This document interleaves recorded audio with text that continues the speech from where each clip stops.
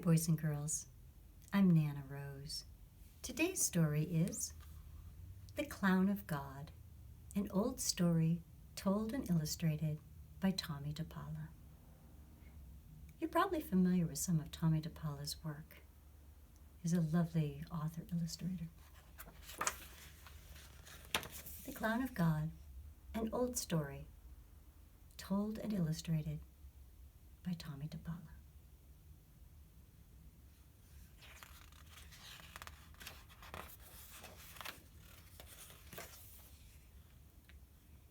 Many years ago, in Sorrento,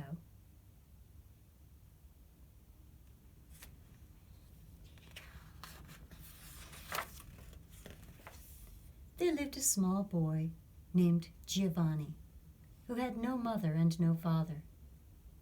He dressed in rags and begged his bread and slept in doorways. But he was happy, and he could do something wonderful. He could juggle. Every day he would go to Senor Baptista's fruit and vegetable stall and juggle. There he is.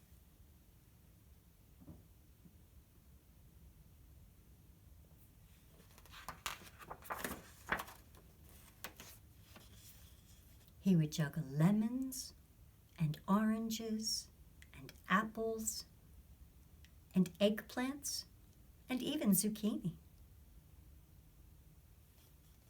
Crowds would gather to watch, and when Giovanni was finished, they would buy from Senor Baptista. Then Senor Baptista's wife would give Giovanni a bowl of hot soup.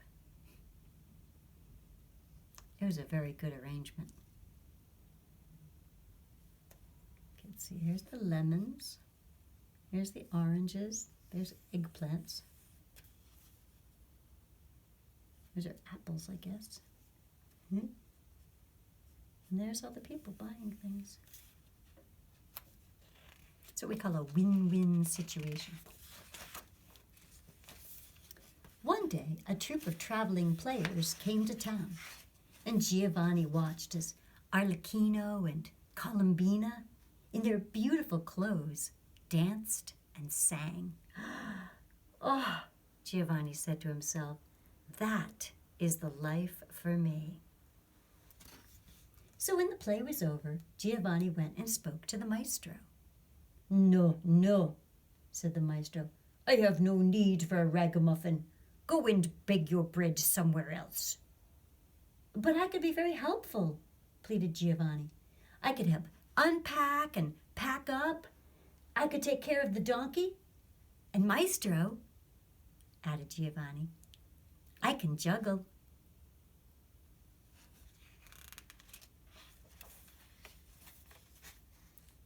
Not bad, said the maestro, watching. With a bit more practice and training. All right, but no money. A place to sleep, the companionship of the finest players in Italy, and a bowl of noodles. That's all. Grazie, signor, said Giovanni. Go get your things. We leave in an hour, said the maestro. And so Giovanni said goodbye to Signor and Signora Baptista and became a traveling player.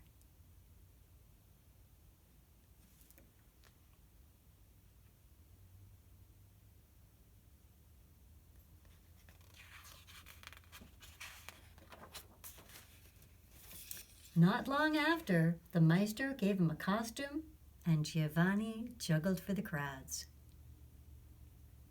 He would put on a clown's face, step out from the curtain before the play began, bow, open up a colorful bag, roll out a carpet, and begin.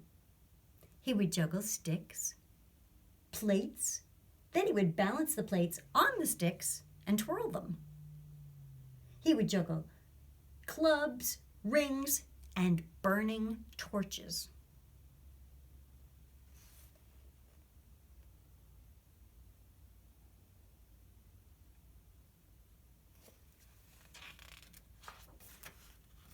Finally, he would toss a red ball and an orange ball, then a yellow ball, a green and a blue and a violet ball, until it looked as if he were juggling the rainbow. And now for the sun in the heavens, he would cry. Still juggling, he would pick up a shining golden ball and toss it higher and higher, faster and faster, and how the crowds would cheer.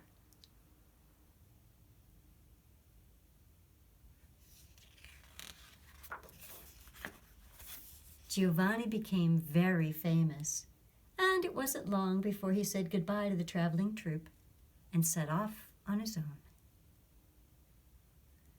Up and down Italy he traveled, and although his costume became more beautiful, he always kept the face of a clown. Once he juggled for a duke, once for a prince, and it was always the same.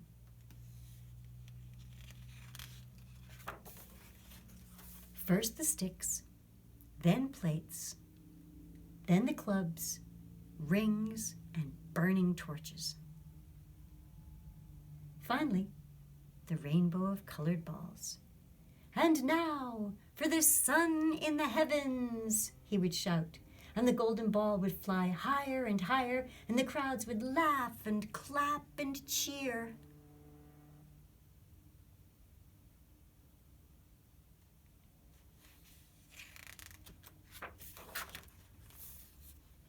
One day, between two towns, Giovanni was sitting in the shade of a tree, eating a lunch of bread and cheese. Two little brothers came down the road. "Will you share your food with us, good clown?" they asked. "For the love of God and the blessings of our brother Francis." "Sit down, good fellows," Giovanni said. "There is more than enough." As the three men ate, the two little brothers told Giovanni how they went from town to town, begging their food and spreading the joy of God. "Our founder, Brother Francis, says that everything sings for the glory of God. Why, even your juggling," said one of the brothers. "That's well and good for men like you, but I only juggle to make people laugh and applaud," Giovanni said. "It's the same thing," the brothers said. "If you give happiness to people, you give glory to God as well." "If you say so," said Giovanni, laughing. "But now I must be off to the next town. Arrivederci, good brothers, and good luck."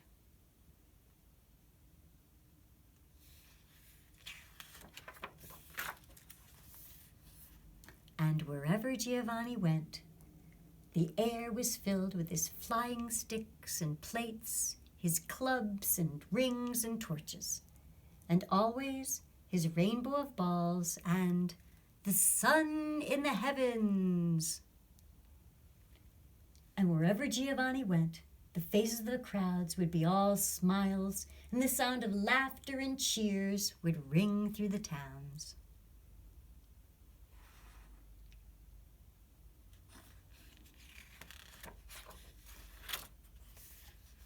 Years passed. Giovanni grew old and times became hard. People no longer stopped to watch.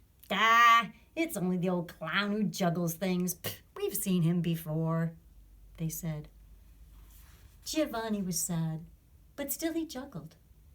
Until one day, he dropped the sun in the heavens, and the rainbow of balls came crashing down, and the crowd stood around him and laughed, but not from joy. Then they did a terrible thing. They threw vegetables and rocks. Giovanni, at Giovanni, so that he had to run for his life. There he is right there, running away.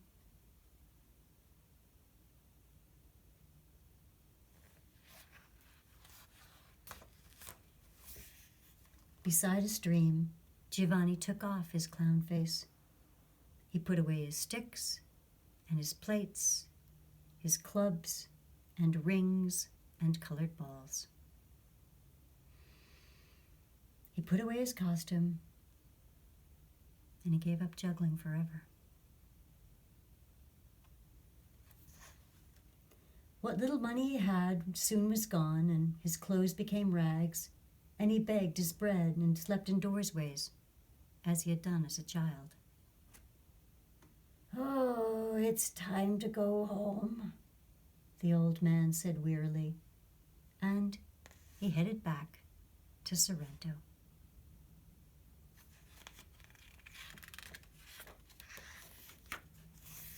It was a cold winter night when he finally arrived. The wind blew hard and an icy rain was falling. Up ahead loomed the monastery church of the Little Brothers. The windows were in darkness. Wet and cold, old Giovanni crept inside and fell in a heap in the corner. Soon, he was asleep.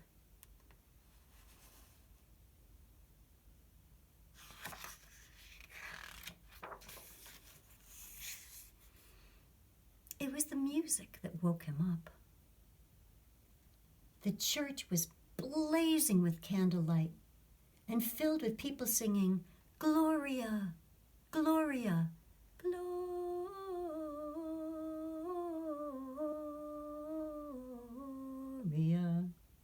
Giovanni could scarcely believe his eyes. So much beauty. A long procession of brothers, priests, sisters, and townspeople, all carrying beautiful gifts, was winding its way through the church.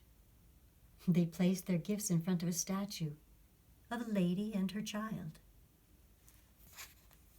What is all this?" asked old Giovanni of someone standing near. "Why, old man, it's the birthday of the Holy Child," the woman said. "It's the procession of the gifts."